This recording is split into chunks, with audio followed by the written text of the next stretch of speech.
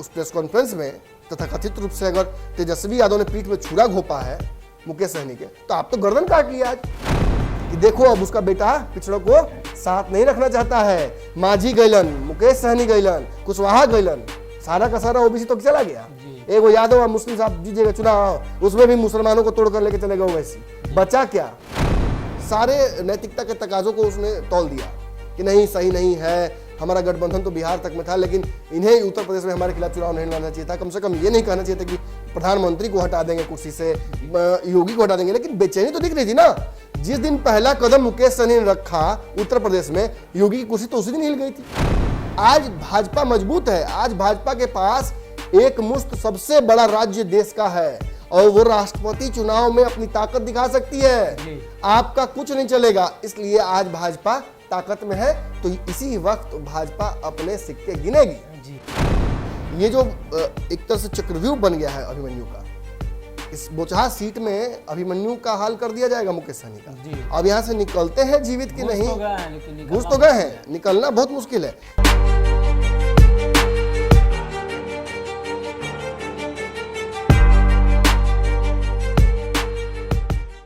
नमस्कार, पंचनामा देख रहे हैं आप, जहां हम करते हैं खबरों की चीरफाड़। एक बार फिर से हाजिर है नई खबर लेकर।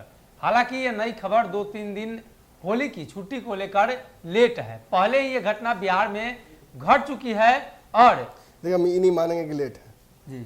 जब हम 4 महीने पहले यही खबर दिए थे तो हम लेट कैसे हो सकते हैं? हम तो पुनरावृत्ति कर रहे हैं। हम आज के परिप्रेक्ष्य में हम समझाने की कोशिश करेंगे कि आखिर मांझी, बोचहा, मुकेश सहनी, भाजपा, नीतीश कुमार, ये क्या समीकरण है। जहां एक तरफ हम देखते हैं कि महागठबंधन में कोई भी डिसीजन त्वरित होता है, लड़ना है नहीं लड़ना है, एक दूसरे के खिलाफ लड़ना है। वहीं जब हम एनडीए की तरफ आते हैं तो इतना कंफ्यूजन काहे हो जाता है, सीट मिलेगा कि नहीं मिलेगा, चिराग रहेंगे कि नहीं, चिराग को बाहर करना पड़ेगा, मुकेश सहनी रहेंगे कि नहीं, मुकेश सहनी को बाहर करेंगे। ये सारे समीकरण क्यों गड़बड़ाते हैं? पर्दे के पीछे खेल होता है ना यार। पर्दे के पीछे खेल होता है। और सबसे बड़ा फैक्टर अगर एनडीए में है कोई तो वो है भाजपा। अगर भाजपा का दिन ठीक है तो भाजपा पूरी छान के खाती है, भाजपा का दिन ठीक नहीं है तो गोईठों पे मैंने पका के उपला खा लेती है। कोई दिक्कत नहीं नमक रोटी खाने में। भाजपा एकदम चार्ल्स डार्विन की जो थ्योरी है उस पर काम कर रही है, जब जैसा तब तैसा। मैंने आपको पहले भी कहा था, बंगाल में जीत गए होते तो नीतीश कुमार को कब का कुर्सी से हटा चुके होते जी। अब ये हुआ नहीं, इसलिए मेरी बात सत्य नहीं हो पाई। मैंने आपको कहा था कि उत्तर प्रदेश में चुनाव अगर गड़बड़ाएगा तब तो मुकेश सहनी से दोस्ती यारी सब कुछ हो जाएगा, लेकिन अगर जीत गए ना तो सबसे पहला विकेट मुकेश सहनी के गिरेगा। और क्यों गिरेगा? क्योंकि मुकेश सहनी को नाजीर बनाना है जी। आप जब किसी व्यक्ति को मैसेज भेजना चाहते हैं तो उसके सबसे प्रिय व्यक्ति को जान से मारकर नहीं भेजते हैं, उंगली काट कर भेजा जाता है जी। और देखिए कल मैसेज कैसे गया, या समझने कुछ की क्रोनोलॉजी को। भाजपा के मुजफ्फरपुर के सांसद ने बहुत पहले ही कह दिया था कि बोचहा सीट तो गई हाथ से आपके, अभी वक्त है संभल जाइए वरना आपके विधायकों को छीनेंगे। मतलब भाजपा के अगर कोई बड़ा नेता कुछ बयान देता है तो ये माना जाना चाहिए कि ऑफिशियली बयान, ऑफिशियल बयान है। Horses for courses. आप अगर दलित को खड़ा कीजिएगा तो भाजपा दलित को सामने कर देगी। आप अगर कुशवाहा जाति के लोगों को करिएगा तो वो वहाँ फिक्स बैठे हुए हैं, सम्राट चौधरी आगे कर दिया जाएंगे कि प्याजू मुसलमान बना दिया जाएगा उनको, उपेंद्र कुशवाहा को। उनके पास बहुत सारे ऑप्शन हैं। शाहनवाज हुसैन को आगे कर दिया जाएगा मुसलमानों का मामला आएगा तो ये पूरा सेट है मामला। और देखिए पूरे चुनाव में कैसे यादवों को आगे करके भाजपा ने यादव फैक्टर खेलने की कोशिश की थी। तो भाजपा राज्यों में चुनाव लड़ते लड़ते और चुनाव हारते हारते 2015 से 20 तक में बहुत कुछ सीख गई। 2015 में इसी मुकेश सहनी को हेलीकॉप्टर में बिठा के पूरे इंडिया में, बिहार में घुमा रही थी, माफ कीजिएगा, और घुमाकर स्टार प्रचारक तक बना दिया बिना पार्टी का। और आज उस मुकेश सहनी जिसने अपना वोट बैंक साबित किया बिहार में, उसको कह रही है कि निकल आगे से राइट ले निकल। ये राजनीति का शिष्टाचार नहीं है। और एक और बात बता दूं आपको कि जिस तरीके का व्यवहार मुकेश सहनी के साथ किया जा रहा है, ये भाजपा के आने वाले समय के भी सारे सहयोगियों के लिए एक नाजीर हो गया जी। कि भाजपा पर भरोसा उतना ही कर सकते हैं जितना आप अपने दुश्मन पर कर सकते हैं, साथ रहे या साथ नहीं रहे। आज आपको बता दूं एक बात कि यही भाजपा उत्तर प्रदेश में जब जा रहे थे चुनाव लड़ने मुकेश सहनी, तो सारी दुहाई दे चुकी, सारे नैतिकता के तकाजों को उसने तौल दिया कि नहीं सही नहीं है, हमारा गठबंधन तो बिहार तक में था, लेकिन इन्हें उत्तर प्रदेश में हमारे खिलाफ चुनाव नहीं लड़ना चाहिए था। कम से कम ये नहीं कहना चाहिए था कि प्रधानमंत्री को हटा देंगे कुर्सी से, योगी को हटा देंगे। लेकिन बेचैनी तो दिख रही थी ना। जिस दिन पहला कदम मुकेश सहनी ने रखा उत्तर प्रदेश में, योगी की कुर्सी तो उसी दिन हिल गई थी जी। और अगर हिली नहीं होती तो उत्तर प्रदेश के एयरपोर्ट पर नजरबंद नहीं किया गया होता जी। इतना ही नहीं, आप अगर उसके बाद के कार्यक्रमों को देखिए, जैसे जैसे भीड़ बढ़ी मुकेश सहनी के कार्यक्रमों में, ठीक है पहले ही बार में छक्का नहीं लग गया था, सेंचुरी नहीं लगा था पहले के मैच में, यहाँ बिहार में भी यही हाल हुआ था। अब फिर दोबारा जब चुनाव लड़ने गए तो आज जीत क्या है ना, मंत्री भी हैं, 4 विधायक भी थे। आज वही ताकत जो मुकेश सहनी की है वो भाजपा को डरा रही है। बार बार मुकेश सहनी जाके उत्तर प्रदेश में कहते सरकार गिरा देंगे, सरकार हम बनाए हैं, सरकार गिरा देंगे। अब नहीं ना कह सकते हैं, ये बात मैंने तब भी कहा था कि राजनीति में रोटी छुपा के खानी चाहिए, और मुकेश सहनी सबके सामने घी लगाना गिन रहे हैं, 1 हो गया, 2 हो गया, 3 हो गया, तले चौथा गायब। भाजपा ने चोरी कर लिया, एक रोटी आपका सामने से चोरी कर लिया। मैं तब भी कहा था कि बेबी कुमारी को वहां से प्रॉमिस किया गया था वो सीट। अब चूंकि आपके साथ रातों रात गठबंधन हुआ तो आपको एक सीट देकर वो वाला कहीं ना कहीं भाजपा ने अपने ही पैर पर कहीं ना कहीं कुल्हाड़ी मारी थी, लेकिन ये गठबंधन का तकाजा था तब, और ये तब भाजपा का कैलकुलेटेड रिस्क था कि बेबी कुमारी कहाँ जी हैं, पहले मुकेश सहनी को लाओ, तेजस्वी को मैसेज जाएगा, उस पूरे समाज को मैसेज जाएगा जिसको लालू यादव ने बोलने का ताकत दिया था कि देखो अब उसका बेटा पिछड़ों को साथ नहीं रखना चाहता है। माझी गैलन, मुकेश सहनी गैलन, कुशवाहा गैलन, सारा का सारा ओबीसी तो चला गया। एक वो यादव और मुस्लिम साहब जीतेगा चुनाव, उसमें भी मुसलमानों को तोड़कर लेके चलेगा ओवैसी, बचा क्या। और इसी वजह से कहीं ना कहीं तेजस्वी भी कमजोर हुए थे। सबको सीखने का मौका मिलता राजनीति में, लेकिन मुकेश सहनी को लेकर भाजपा सच में एक नाजीर बनाना चाहती है, और ये सब कुछ हो रहा है नीतीश कुमार से। मैं आपको बोल दूं कि भले ही निशाना आपको दिख रहा हो कि मुकेश सहनी के ऊपर है, लेकिन वो जो इम्पैक्ट है वो सीधा नीतीश कुमार पर दिखेगा। नीतीश कुमार की पार्टी को सुबह से आप टटोल रहे हैं, क्या किसी भी नेता ने कोई बात करने की जरूरत की इस मुद्दे पर? ये चुप्पी कहां से आती है? यही उपेंद्र कुशवाहा प्रधानमंत्री कुर्सी पर बिठा देते नीतीश कुमार को। आज मुंह से आवाज नहीं निकल रहा है, आज कह रहे हैं कि बैठ के बात करना चाहिए था। परिस्थितियां बदलती हैं जनाब।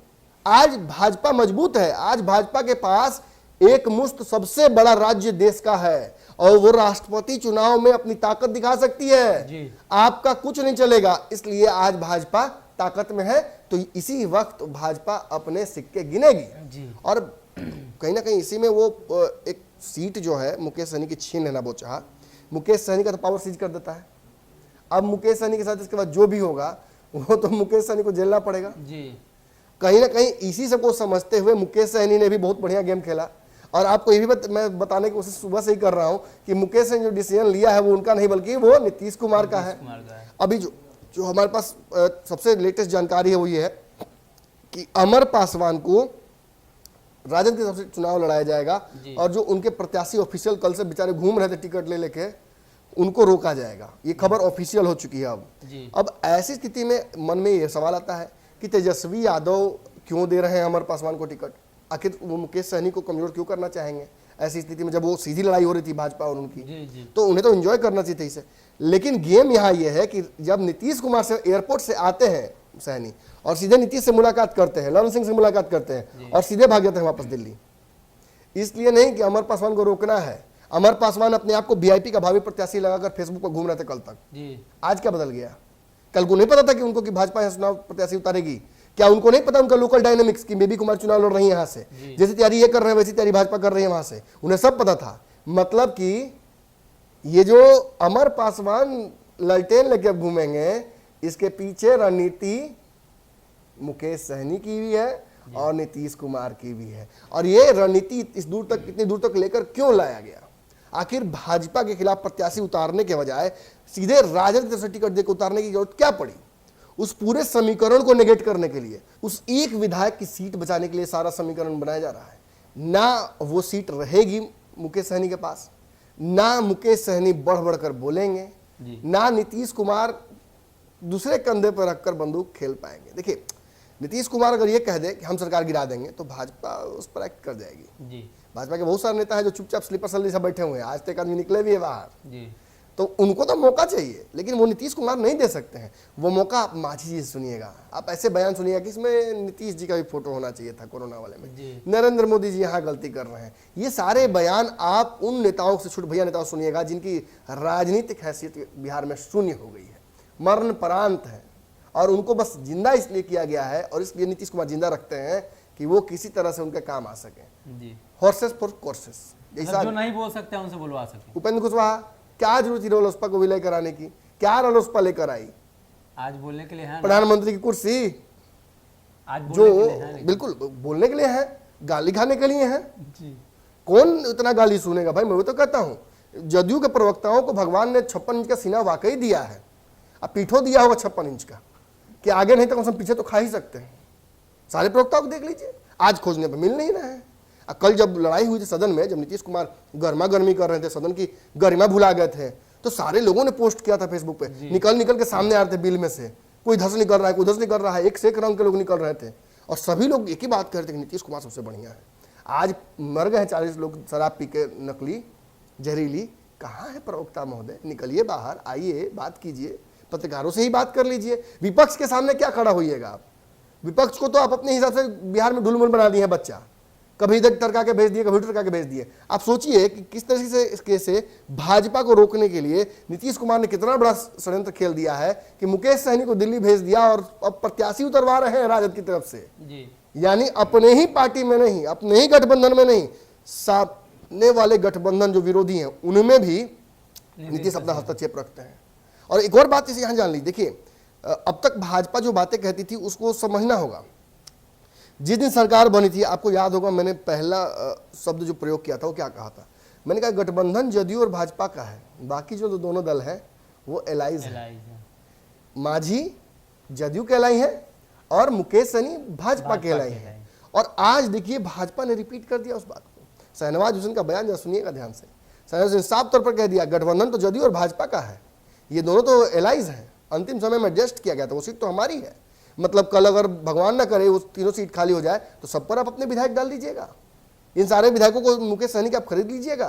तो फिर ये तो आप उस प्रेस कॉन्फ्रेंस में तथाकथित रूप से अगर तेजस्वी यादव ने पीठ में छुरा घोपा है मुकेश सहनी के, तो आप तो गर्दन काट लिया आज। जी, आज आपने पूरे मछुआरे समाज का जिसका रिप्रेजेंटेशन ये करते हैं उसका तो आपने गर्दन काट लिया। तो अब ये पूरा समाज आपके पास क्यों आएगा? आज दलित वोट बैंक भाजपा से क्यों छिटक रहा है? मुस्लिम वोट बैंक भाजपा के सामने। आप देखिए एक योगी जी जहां से ऑन कैमरा लोगों से पूछे, मुसलमानों से उस मंदिर के आसपास में, कि आप लोग हमारे साथ हैं कि नहीं, सबने कहा कि साथ हैं, और वोट है मात्र 900। जी, तब समझ लीजिए कि कहीं ना कहीं मुसलमानों को ये बात का एहसास है कि भाजपा उनके पक्ष में कभी रहेगी नहीं। और अब दलितों को एहसास उस बात का हो चुका है, और अब ये बात घूम फिर कर आ रही है ओबीसी की तरफ, फिर मछुआरा जाति की तरफ। बार बार मुकेश सहनी कहते हैं कि आरक्षण चाहिए, और बार बार ना कौन कह रहा है? भाजपा। तो यहाँ कल्प्रिट उस समाज के सामने कौन बन रहा है? आज इस वोट बैंक को आवश्यकता पड़ेगी। देखिए भाजपा के साथ सबसे बड़ा अभी फायदे वाली चीज ये है कि वो अपने सहूलियत से माहौल बनाकर किसी से गठबंधन कर ले रही है, लेकिन जिससे टूट जा रहा है परमानेंट, वहां रिपेयर नहीं हो रहा है। जैसा कि कश्मीर में टूटा, जैसा कि इनका महाराष्ट्र में टूटा, जैसा कि दिल्ली के लिए प्रयास करते रहते हैं लेकिन दिल्ली हाथ नहीं लगती है। और बिहार में तो आपको पता ही कि रिमोट से चलाना पड़ रहा है, डायरेक्ट छू भी नहीं सकते हैं, ऐसा स्थिति है। तो वही बात है, पावर की लड़ाई है। और इसमें दुखद बात यह है, पहलू यह है कि मुकेश सहनी जो कि काफ़ी अग्रेसिव राजनीति के लिए बिहार में जाने जाते हैं, उनको पीस दिया गया है, दोनों तरफ से पीस दिया गया है। और अब यहाँ यही है कि अब मुकेश सहनी अपनी जो काबिलियत है, राजनीतिक कुशलता है, उसको कैसे दर्शाते हैं। ये जो एक तरह से चक्रव्यूह बन गया है अभिमन्यु का, इस बोचहा सीट में अभिमन्यु का हाल कर दिया जाएगा मुकेश सहनी का। अब यहाँ से निकलते हैं जीवित की नहीं, घुस तो गए हैं, निकलना बहुत मुश्किल है, क्योंकि सारे दाव पेच यहाँ इस्तेमाल किए जाएंगे। राजद को भी आपको हैंडल करना है, नीतीश को भी आपको हैंडल करना है, भाजपा को भी आपको हैंडल करना है, और एक्सटर्नल फैक्टर्स भी हैं वहां। केवल इतना ही नहीं है, जातिगत समीकरण है। जिस प्रत्याशी को आप उतारने गए थे उसको अब तक यहाँ वहां मिल रहा था सिंपैथी वोट भी।